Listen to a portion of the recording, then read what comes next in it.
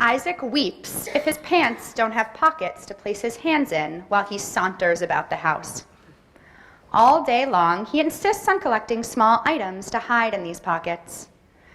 I've taken to patting him down before leaving anywhere that's not our home. For some might call his squirreling habits, stealing. Isaac is a boy of particular tastes. His transitional object is a pink leather purse that his grandmother grudgingly relinquished to him after he fell in love with it. He rebels against the tyranny imposed by mittens. But repurpose an old sock and put it on his hand? Huge hit. At dinner every night, Isaac points his finger passionately at each of us sitting around the table and one by one demands more dancing.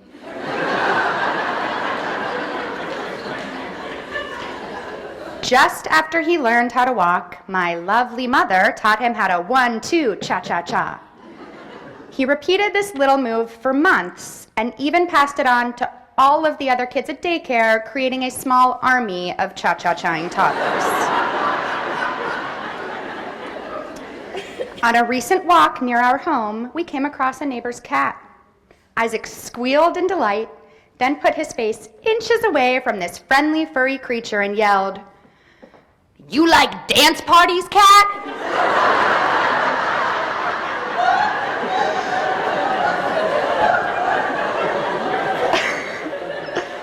Isaac is 2 years old. He is delicious and out of his mind. And as a friend of mine recently pointed out, much like Walt Whitman, he contains multitudes. I always assumed that I wanted children. In retrospect, I made that assumption based purely on how much I loved my own parents as a child. And I was great at being a kid, expert at demanding love and attention. And my parents were fabulous at complying with those demands while gently pushing me to be a little bit less of a narcissist. My childhood was everything positive that one associates with being at the center of a loving, attentive universe. Prior to having Isaac, I never thought too deeply about what it meant for me to be the parent in the family dynamic. And to be honest, when Isaac was first born, I was pretty disappointed.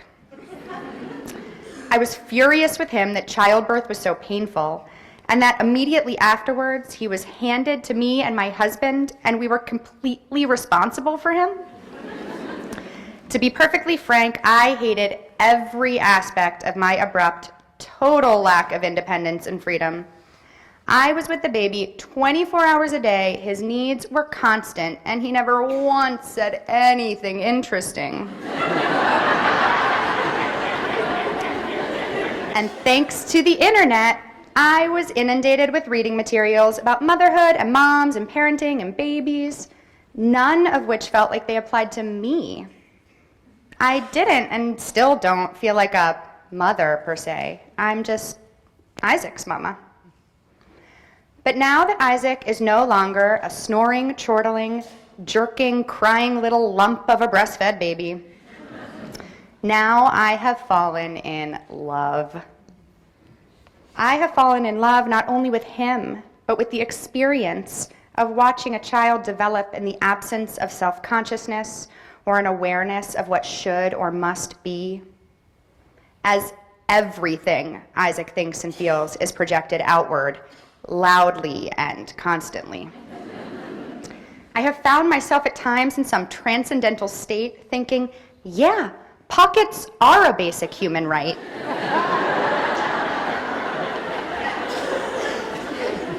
But this mystical merger of my brain with his, my heart with his, happens not just when his environment fails to meet his oddly specific needs, but also when he grins from ear to ear in the moment he realizes I'm peeling him yet another clementine, or pelepine, as he calls them.